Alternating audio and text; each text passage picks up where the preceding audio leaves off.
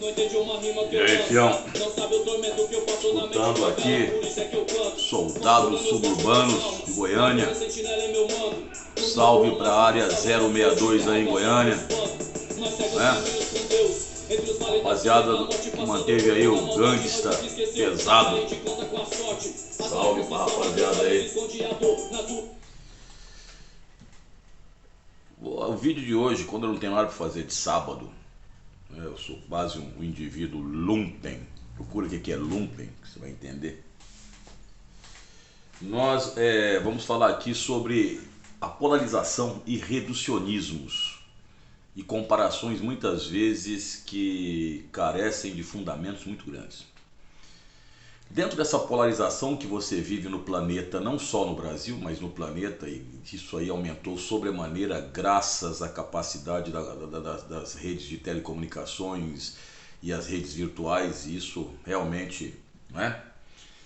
Nós temos as comparações aí de reduzir determinados fatos históricos, onde nós colocamos geralmente como se chamássemos a atenção de algumas pessoas, chamando-os de nazistas, chamando-os de fascistas, chamando-os de comunistas, né, e etc e tal. Bom, vamos lá. Quando nós falamos que determinado político, seja ele de qual espectro ideológico for, mas geralmente está mais ligado à direita, você chama-o de nazista e fascista. Até os próprios movimentos do nazismo, movimentos que lutam para que as pessoas não esqueçam do holocausto que ocorreu, né, contra os judeus, principalmente contra os judeus, né? Holocausto é uma palavra que é usada sem colocar holocausto judeu, ela foi usada para o extermínio de judeus pela Alemanha na Segunda Guerra Mundial, dentro da doutrina de eugenia do Estado nazista, do Terceiro Reich. Então, quando nós utilizamos para qualquer governo nazista ou fascismo que esteve na Itália e teve como grande líder Benito Mussolini, que, se o pessoal não lembra, foi o grande responsável pela Revolução Industrial Italiana, que foi uma revolução tardia. Apesar da Itália ser considerada para fim didático da Revolução Clássica, a Itália é pobre em recursos minerais e teve uma revolução tardia já na década de 1930. E é lá que é criada a CLT, Consolidação das Leis do Trabalho, que aí é interessante, que eu vou explicar algumas coisas, como é que as coisas ficam. Então, voltando aqui, quando você classifica nazismo ou fascismo, você chega a reduzir o malefício que, por exemplo, o nazismo trouxe ao planeta. Os próprios movimentos são contra o Holocausto, eles dizem isso. Se você pode chamar um presidente ou um político populista, populismo, que um dia nós vamos explicar aqui o que é o populismo na América Latina, você pode até dizer que algumas situações que acontecem tendem a levar a situação para algumas analogias, semelhanças com o que acontecia no começo do século XX. Mas você há que entender que o mundo mudou em algumas situações, principalmente nas questões de inter-relação entre países, as relações mundiais. Se você pensar bem, você sabe que a Sociedade das Nações, ela foi criada em 1918, 19. A ideia era do presidente Woodrow Wilson, que não vingou porque os Estados Unidos não entraram, porque o Congresso americano foi contra.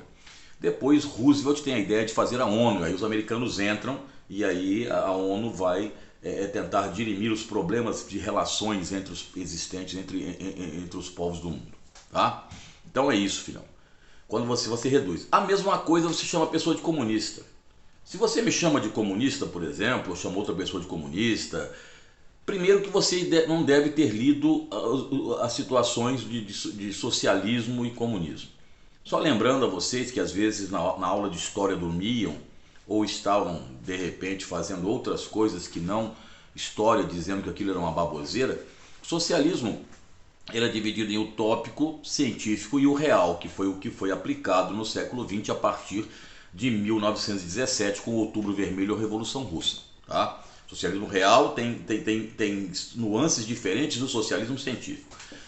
No socialismo se fala que o científico, que foi apregoado por Karl Marx e Friedrich Engels, isso nos meados do século XIX na Alemanha, eles davam um jeito da modificação da estrutura capitalista através de uma revolução, que deveria ser sangrenta, tá?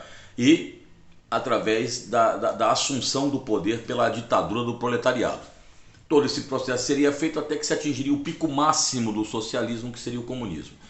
Lembrando que o socialismo é norteado pela questão do bem-estar social, tá? Por isso que muitas vezes há o pejo, há a adjetivação àqueles que são sociais-democratas de serem socialistas ou comunistas, o que é realmente o desconhecimento muito grande do processo da social-democracia que acontece na Europa, nos países nórdicos, Alemanha, Áustria, França, etc. e tal. E que é baseada no keynesianismo, na questão do emprego pleno, o Estado ser fomentador muitas vezes do próprio desenvolvimento quando necessário, aquela coisa toda que também não vou entrar aqui nesses méritos. Então, quando você faz todo esse processo, filhão, você acaba reduzindo a pessoa ou aquela situação ao maniqueísmo, que era a doutrina que existia, que tinha ou bem ou mal, que é mais ou menos o que faz hoje aí, muitas vezes, as histórias em quadrinhos, o bem e o mal, como se o mundo não fosse fluido, não houvesse uma fluidez de situações que estão permeando toda a teia social. Vejamos o caso de Vladimir Putin. Vladimir Putin, o pessoal, né, o presidente foi lá visitar a Rússia e aí deram risada que ele teve que, prestar as homenagens ao túmulo do soldado desconhecido, aquela coisa toda. Filho, isso faz parte dos protocolos presidenciais, independente do partido político ou do espectro ideológico que você tenha. Se Putin vem ao Brasil, também tem isso. Agora, aliás, eu queria lembrar o seguinte, que apesar da União Soviética ter sido de esquerda, e ela nunca foi comunista, ela foi socialista, aplicou o socialismo real, então você não vai colocar isso numa prova de vestibular de comunismo, que você vai tomar um 0, bem capitalista, para você começar a aprender ali um pouco mais sobre isso. A União Soviética fez parte dos aliados. Era a União Soviética, Estados Unidos, França e Reino Unido, contra o eixo Roberto, eixo Roma, Berlim, Tóquio, filho. Então, quer dizer, os aliados, né, que se dizem arautos, né, arauto é um mensageiro, para quem não sabe, arautos da democracia e liberdade, são obrigados a engolir isso, até porque a União Soviética perdeu 20 milhões de soldados na guerra, foi o país que teve mais perdas na Segunda Guerra Mundial. E o que é engraçado é que o pessoal chama do Vladimir Putin ser de esquerda, e realmente ele restaurou a mãe Rússia, ele restaurou a figura da foice e do martelo, como eu já falei aqui, se você fizer os 5 maiores símbolos da humanidade de todos os tempos, você tem que colocar a foice e o martelo, assim como infelizmente tem que colocar o símbolo do nazismo. Por quê? Porque foram os símbolos que marcaram. A águia romana, ela marcou. Então são símbolos que marcam a humanidade. Quando você vê, você lembra de alguma coisa. Então, no caso da União Soviética, a foice e o martelo, que era na época a união dos trabalhadores urbanos com os trabalhadores rurais, ela marcou. Mas quando você pega Vladimir Putin, vamos voltar aqui, que se diz de esquerda e restaurou a mãe Rússia, ele tem o apoio, por exemplo, da extrema-direita europeia. Extrema-direita europeia. Nenhum governo de direita, olha bem, nenhum governo de direita critica Putin pelas situações que ele faz ali. Então Putin é de esquerda ou de direita? E Putin ao mesmo tempo diz que quando invadiu a Geórgia e colocou seus exércitos na Abcásia e na Ossétia do Sul, que a Ossétia do Sul queria o separatismo para juntar-se à Ossétia do Norte, tudo fazia parte, a Rússia ali, porque a OTAN chama a Geórgia e a Rússia então pressiona. Quando o Putin vai lá, diz que vai defender as democracias das minorias ali. E aí a OTAN diz que não, etc e tal, e vai. Então, como é difícil você classificar. Você classifica, por exemplo, os democratas, eu começo a sorrir, os democratas americanos como sendo de esquerda. Né? Ah, eles são a esquerda, mas engraçado que o republicano Trump, e não estão aqui aplaudindo para o Trump, pelo amor de Deus, um governo com muitas limitações. Mas o que eu achei interessante é que o democrata Joe Biden está mandando ver em termos de armamentos pesados para ir para fora. E a indústria de armas, principalmente na Califórnia, nos Estados Unidos ali, naquela costa oeste, agradece. Então estou colocando isso para você ver como é difícil você reduzir as pessoas a determinado X ou Y, direita ou esquerda. As fake news que são propagadas nos grupos, né? Aí o pessoal põe um vídeo, põe um áudio que não corresponde àquele vídeo, e aí as pessoas repassam os vídeos, aí se diz de direita, se diz de esquerda. Esse dia atrás eu falei, pô, o nacional desenvolvimentismo também é por um Estado forte. É igual o keynesianismo e igual ao socialismo.